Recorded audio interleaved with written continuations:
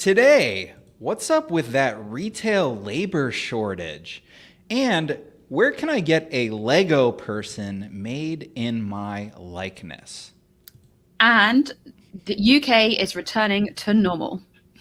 That's right, Charlotte. That's all right now on everything we know about retail.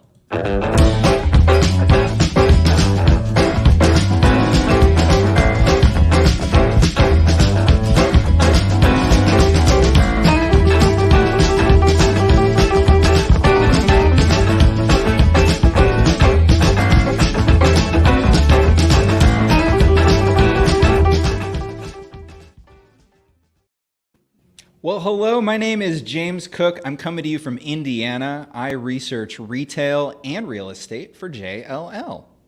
And hi, my name is Charlotte Elstob. I'm joining you from New York, and I lead cross-border retail for JLL. That's right, Charlotte is subbing in for Taylor Coyne, who is out on leave. This is Everything We Know About Retail, where we tell you everything we know about retail, 3 things at a time. So, James, to kick it off, what do you know about retail? Charlotte, it's time for the first thing that we know about retail. We're talking about the labor shortage. So I have to ask you, have you had trouble getting a reservation or getting a table at a restaurant? Absolutely. New York is back, particularly downtown. It's so busy, and you're back to booking your restaurant reservations kind of weeks in advance now. And when you go into the restaurant, are there open tables? Like they're not able to fill the capacity? No, and typically full, but it's definitely, and I think probably what you're going to come on to, it's definitely a slower service when you're in there. Yeah, I went to a restaurant with my parents 2 weeks ago, and we got a table rather quickly, but it was one waiter working the whole room. Yeah. It was tough. I felt bad for him. No. I waited tables several lifetimes ago, and that's no fun. Worst So nightmare. yeah, so we are in a bit of a supply and demand mismatch right now. So on the one hand, we've got retail sales that are booming. The NRF is predicting we're going to see retail sales growth of between 10.5 and 13.5% this year, which unprecedented. We've never seen growth like that. And then the leisure and hospitality and dining, all of that is really coming back, as you're seeing in New York. I'm seeing it where I live here in Indiana. So the problem is, in 2020, in like 1 month, about half of all leisure and hospitality employees lost their jobs all at once. It's like it's between like 7 and 8 million people. Oh my goodness. I know. It's terrible, but the demand is back, but it's not like they're a faucet of water that you can turn back on. These are human beings with lives. Yeah. And it takes time for it to come back. So what is the cause of the slow return? Well, it's a couple of things. There was a Harris poll of unemployed Americans that just came out. 24% of people who are unemployed said they are stuck at home caring for family members. Yeah. So that could be a child or an elderly person in their lives. And it'll take some time for them to figure out how to get that taken care of. 66% of people in that poll said the jobs out there are kind of low paying and Yeah. they're not enticing, which is another issue. And that's that's so interesting because we heard something in the market the other day, and again, don't quote me on this, she says on a live stream, that one restaurant in New York, in order to entice its staff back, had to guaranteed their staff a certain amount of tips, kind of a day, a week, to try and entice them back to work, which is the Wow. first I've heard of a restaurant really ever doing that. Yeah, that is amazing. Yeah, and I'm seeing just anecdotally signs with signing bonuses, lots of perks. I was eating at Chipotle the other day, and I saw they had information on they'll pay for your college courses. Oh, wow. All kinds of different stuff. So that's part of the fix. is giving cool benefits and perks and higher wages to entice people back. Another one that I'm a big fan of, the U.S. Chamber of Commerce is advocating for affordable and or free childcare and elder care, which, game changer.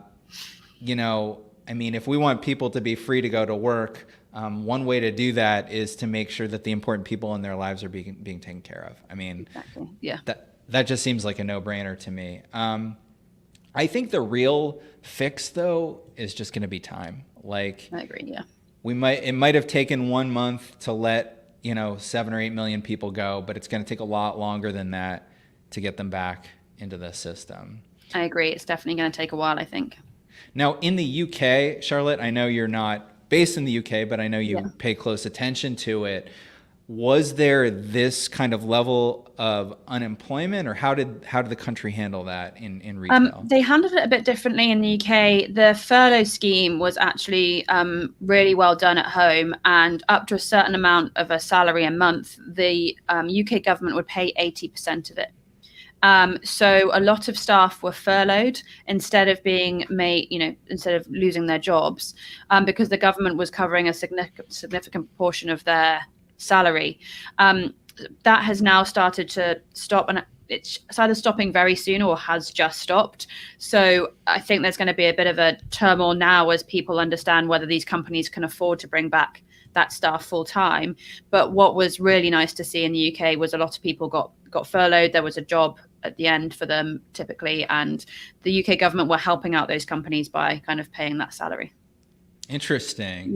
Yeah, it's definitely a different way to handle the problem. But you know what? Perfect lead-in, Charlotte, to the... Exactly. It's time for the second thing that we know about retail. Give us an update on what's going on in the UK. So this week, it's been forecast that the UK is going to reopen fully on the 19th of July.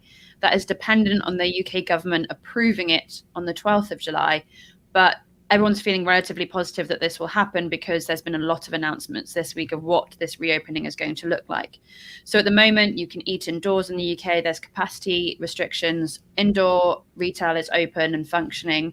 So the principles are there, but there are still kind of pretty significant restrictions.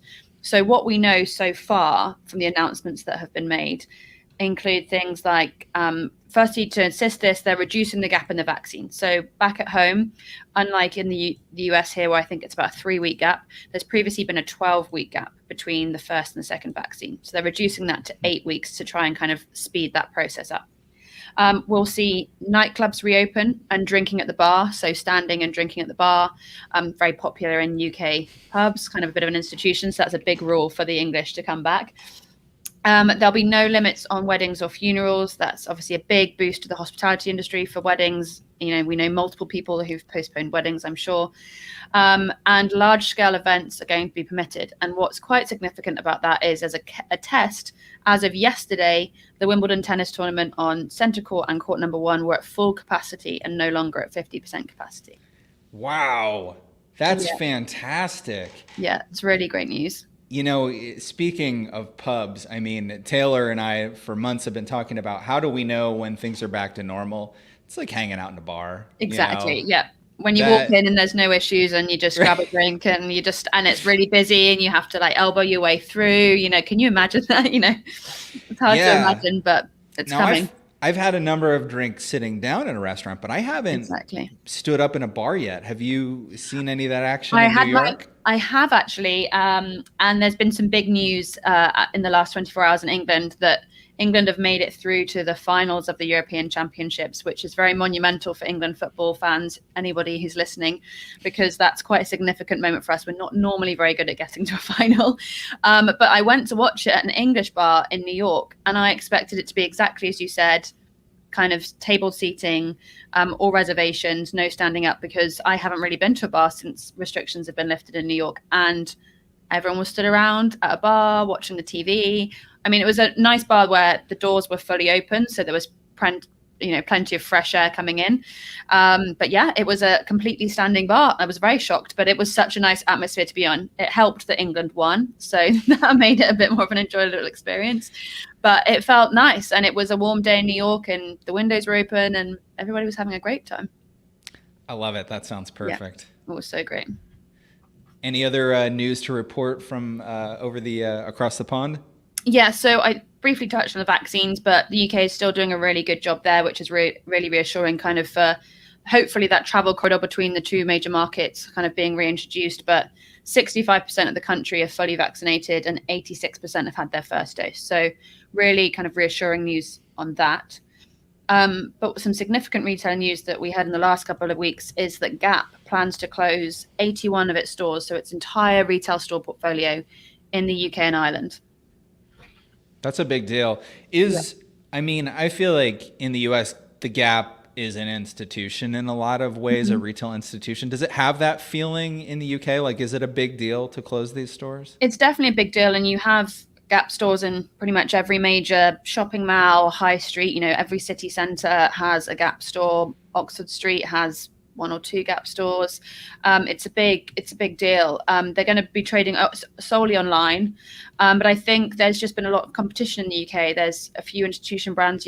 I'd say Gap and M&S are very similar brands back at home, so it's kind of where your brand loyalty lies. But no, it's significant, and it's going to be very interesting to see how kind of landlords recover from that, because some of the major shopping mall owners are going to have multiple Gap stores across their portfolio, for an example. Yeah, that's rough. So yeah, it's interesting, but we'll see what right. happens. Anyway, James, what else do you know about retail? It's funny you should ask, because now it's time for the third thing that we know about retail. Some new announcements around experience and food, really food and fun. So the first one is in your neck of the woods. There is a new Lego store. There is. On Fifth Avenue. Have you been?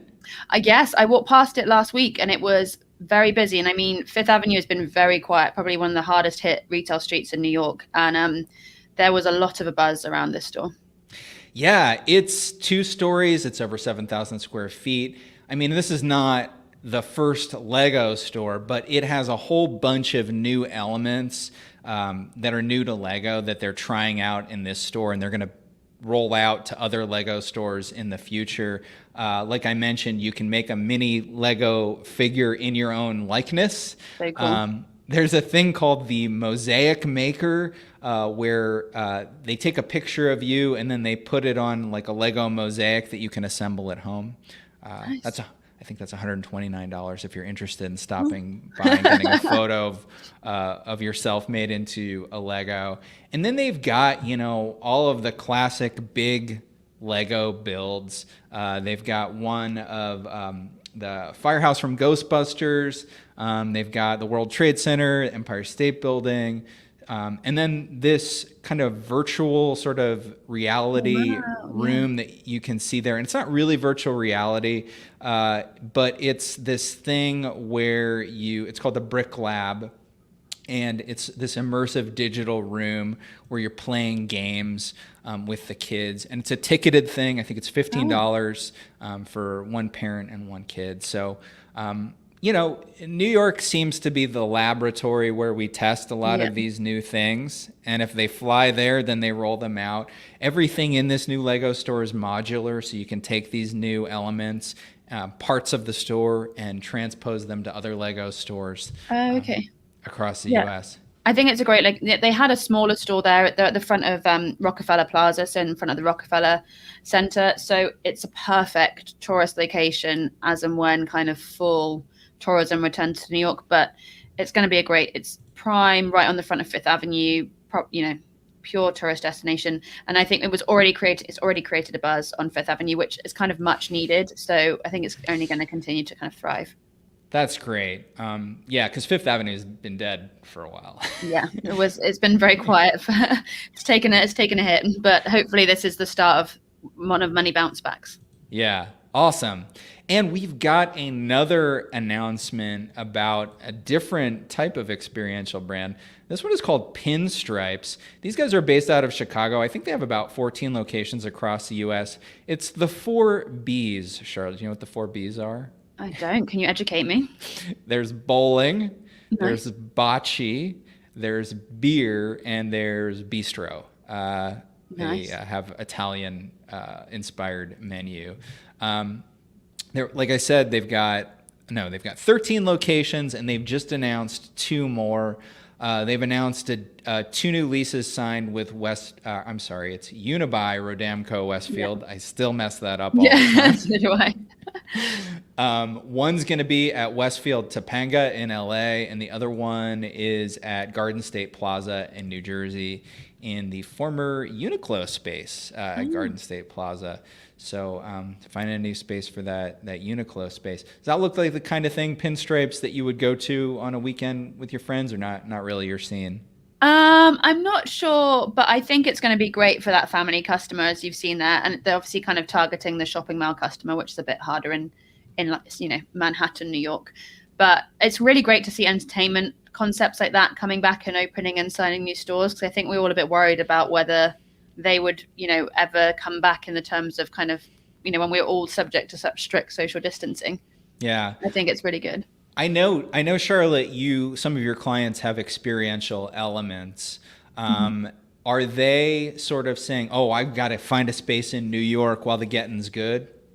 Yeah, there's definitely a few experiential kind of retailers and concepts looking at New York now. There's some large space that's available. So I think we're going to see a few popping up. And I know a few of some of the team are working on some of those projects. So I think it's a really good time to be entering. And I'm really excited to see who opens next. But I think with what we've seen with the downfall of kind of some of the bigger space users, there's quite a lot of opportunity here. So I think it's quite exciting to see what will come next. Yeah, it's, the silver lining of this cloud is creative destruction. Exactly. Rents are down, and it gives new, unique users an opportunity to do something fun in a market that has, just cost has always been a big barrier to entry.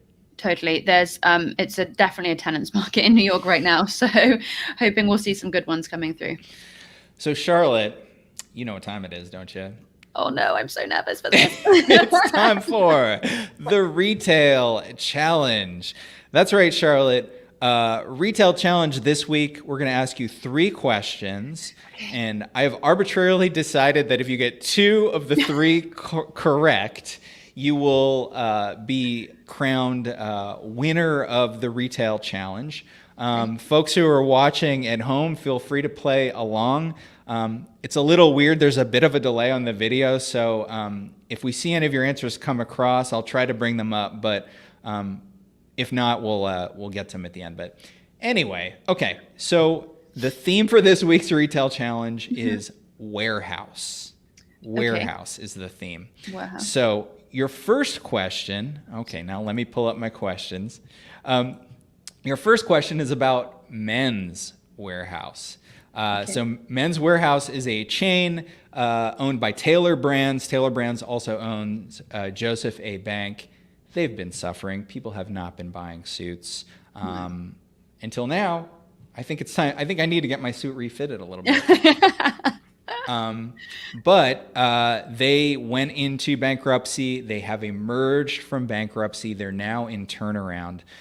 So Men's Warehouse, one of the things that they're doing to try to get people into suits faster is they've partnered with this company called Bold Metrics. And the way it works is you answer a series of questions, and a computer algorithm tells you, this. It says what it thinks your measurements should be. So it's like getting a body scan without getting a body scan, which sounds crazy. Like, how would they know how, big my love handles are or whatever if, you haven't done a scan of my body? But apparently AI can figure that out. And it's already reduced the return rates on their tux rentals at Men's Warehouse by, I want to say, like 25% or something. Amazing. Like that. That's so good.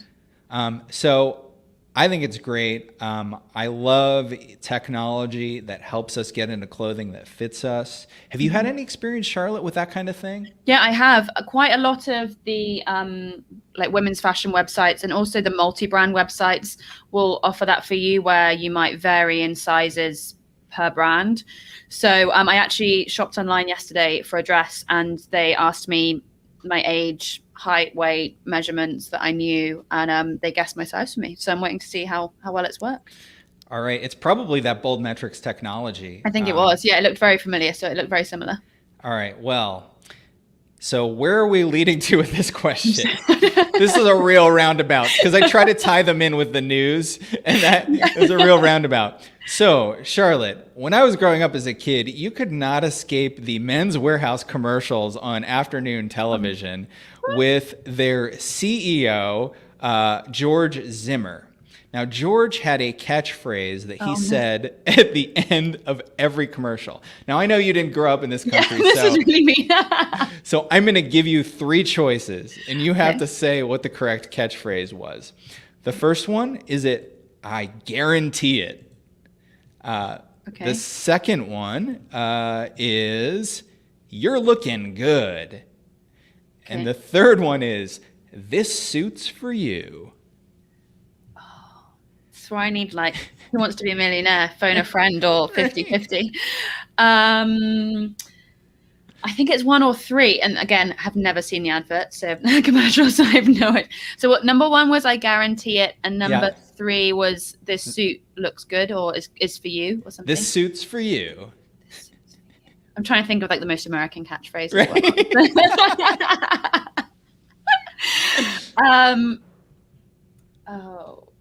I'm going to go for the last one. I feel like it's an ultimate like sales pitch, but it's probably wrong. Okay, the last one was this suit's for you. And we'll go to George to hear what the actual catchphrase is. I guarantee it. So close. This is where I needed the 50-50. It's funny because the commercials had totally I didn't remember them at all until I Googled it and I was like, oh dear God. I've seen these stupid commercials a million times. So, okay. So after one question in retail challenge, well, I mean, these are not easy questions. So here's our next mattress topic. Now we're going to talk about Mattress Warehouse. Mattress Warehouse announced a new partnership with Casper. Nice. And Casper is the direct-to-consumer brand of mattresses and pillows. They're going to be selling Casper mattresses at 60 Mattress Warehouse stores. Casper is also now sold at Target. It's sold at Nordstrom. So many places. I see it quite a lot. I know, right? Charlotte, can we really call it a direct-to-consumer if they're selling it wholesale to all of these retailers? I know, and then they have their own standalone stores as well, don't they? So right. It's I suppose it's a bit like the cosmetic brands, isn't it? It's kind of some of them have their own stores, but then some of them will be in concessions in department stores. So I'm not right. But I know what you mean. So here's your question number 2, and it's about where did the name Casper come from? And I'm going to give you 3 choices. So I can think of one famous Casper, so I'm intrigued at what the other 2 are. And these were fun making up the wrong answers too. I enjoy this. So the first one is the CEO is a big fan of the 1995 Christina Ricci movie Casper. Have you seen that? Yeah, that's the only famous Casper I know, so I'm really hoping it's that one. So that's number 1. Number 2, the company was founded in the town of Casper, Wyoming.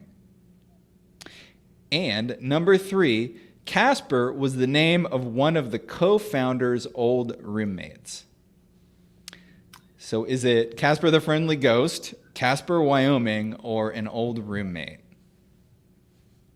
So I literally was going to say number 1 was my only answer, and now the other 2 sound slightly credible. So. And I went to Wyoming last summer, so I'm like, is this a thing for Wyoming? I really want it to be number 1, but I just think that's not a very professional reason to name your company is after a children's movie. Oh, this is not going well for me, is it? Okay, I'm gonna have. What was the last one? The last one was the co-founder's old roommate. Oh, Was okay. It named can't be Casper. that. Okay, we'll Okay. discount that one. You're not gonna name it Okay. after a roommate. All right. So you're down to 1 and 2. Is it the movie or the town of Casper, Wyoming, which I've never been to? I don't even know if that's a city or a town. I think it's a city. I was going to say, I drove quite a lot of Wyoming and I don't remember it. But so if anyone's listening from Wyoming, I'm very sorry if you're from Casper. I'm going to go number 1 because it's funny. Okay, number 1, Christina Ricci movie. The actual answer was Casper was the name of one of the co-founders' roommates. So How the special one was that roommate? I know, right? So the one that you kind of discounted actually turned out to be the answer. There we are. Okay, so we've got one more question, and let's just say this one's worth 1 million points. So if you get this one right, then you're gonna win the game. Okay. So the theme is warehouses.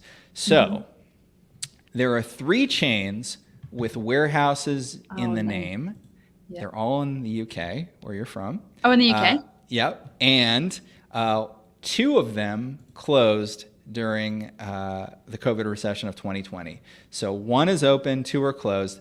I'm going to show you 3, and you tell me which one is still open. Does that make sense? Did I explain that right? You did. Okay. Yeah. The first one is the Food Warehouse, which is a supermarket chain with 120 locations. The second is Warehouse, the clothing store. This photo is taken on Oxford Street in 2016. Yeah. Okay. And right next to it, actually, you can see is our third Carphone one. Warehouse. Carphone Warehouse. So I said this was taken in 2016, so you know these guys were at least open in 2016. So which one of these 3 is still open today? I'm really hoping no one from my old team in the UK is listening to this right now. And I also know that both Warehouse and Carphone Warehouse have really kind of reduced their store portfolio at the moment and are going under big changes.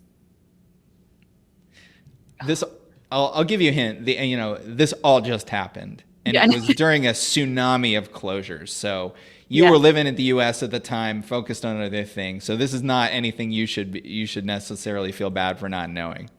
I'll give you a hint. What sector did the best during COVID? Yeah, I was going to say, I'm sure it's not Food Warehouse because surely they're fine. Oh, is that the That's the answer. Yes. Oh, they closed it. No. They stayed open. They stayed open. The other 2 closed. Yeah, I was going to say. I was shocked that there was a store with Carphone in the name that was still open. I know, it's amazing, isn't it? I remember my dad used to have a car phone in his car, and I used to think it was like so grown up that he had a phone in his car, and now you're like, no, it's not that grown. But yeah, it's amazing. Yeah, I was looking at Carphone Warehouse originally opened their first location in 1989. And just imagine, that was a time when having a car phone made you the coolest person on the block. Exactly. It's so funny that they didn't change the name at all. They just kept with it. But it was a big staple on the high street. It was a very popular kind of mobile phone shop. Yeah, I can imagine. So Charlotte, you got that last one right. The last one was worth 1 million points. So you won the game. So Thanks good so job. So let's check in and see if we've got any comments from viewers. Oh my goodness. I'm sorry, guys. I lost track. All those clues. There's all kinds of talk. Well, first off, Manish went with number 2. I forget what number 2 is. Carphone Warehouse. But it was actually what did we say it was called? Food Warehouse. Oh, which I should say I didn't even mention. Do you know Iceland? The chain Iceland? Yeah. Yeah, that Food Warehouse is a subsidiary of Iceland. So they're like that's Iceland's a really big chain, right? Really big, yeah, really big. And in fact, they've just renamed their store in Wembley. So where Wembley Stadium is, where the European Cup final is going to be played, they've renamed it England. They've covered the ice with England because it's England are playing in the European Cup finals. I saw that in the press today. So, yeah. That's interesting. And Noel says, I've never heard of the Food Warehouse. It's the first time I've seen one, I'm gonna lie. Noel, there's only 120 in the UK. Noel, I don't know if you're in the UK or not, but it's possible that you've missed it. 120 in the UK is a lot, though. That's a lot. And you know what? Noel makes a good point. Carphone Warehouse is still open as store in stores. Yeah. I did read that and totally forgot. I read it and totally forgot to mention it. So it is still available as store in stores, but there's no standalone shops. Yeah, that was what was confusing me, because I was like, did they close all of their standalones and only go in store, or was it a bit of a merger, a bit of a 50-50? Yeah, and Noel is in the UK, so you need to go to the food warehouse. Apparently, it's all the same stuff that they have in Iceland. It's just in bulk format. Anyway, great job on the retail challenge. I just gotta look and see if there's any other comments. Manish said Gap is completely moving to online. In India, we're expecting change of master franchise. Oh, interesting. Yeah, I think on kind of mainland Europe as well, there's going to be some changes there, whether they close or whether they switch to franchise or something like that. All right. And remember, we talked about employment for restaurants. Len said, but what do you do when things normalize as a restaurant owner? Can the incentives you offer to entice employees to come back be withdrawn? Not sure. That's the tough hard thing. one, isn't it? Yeah. It's kind of, is this a systemic change we're going to see go forward? You know, is this going to be the expectation of kind of employees now, or is this just kind of a one-time incentive to get them to come back to work? It's going to be interesting. Yeah. And it is, I mean, it's really that thing about supply and demand. You know, there's an imbalance when you see average wages go up. Exactly, yeah. When I last checked, overall U.S. wages have not gone up, but wages within the leisure and hospitality sector have. So we know that there is, there's what you would definitely call a shortage there. So, Charlotte, this has been wonderful, but we're running out of time. Oh my goodness. I want to tell people about our podcast. It's called Where We Buy. We do all of these awesome in-depth interviews with all kinds of retail and retail real estate leaders. You can check it out at wherewebuy.show. It's an audio podcast. We do new episodes every week. And we're on Spotify and all those apps. Great. And you can also subscribe on YouTube. So make sure you go on and subscribe to us there, and make sure you click on the bell icon so that you get a notification every time a new show pops up. Yes, that's the way to do it. You can also follow JLL Retail on LinkedIn. That's another way to get it. If you're watching us on LinkedIn, you'll be notified if you follow JLL Retail. We're doing new episodes every Thursday at 9 a.m. Pacific, 12 Eastern. What time in the UK? I should say what time. 5. Bad maths. Yeah, 5 p.m. in the UK. All right, 5 p.m. in the UK. And, it's a British show when we use the plural of math. I mean, that's bad math. Sorry. And then finally, James, what else do you know about retail? Well, Charlotte, I will tell you everything I know about retail next Thursday.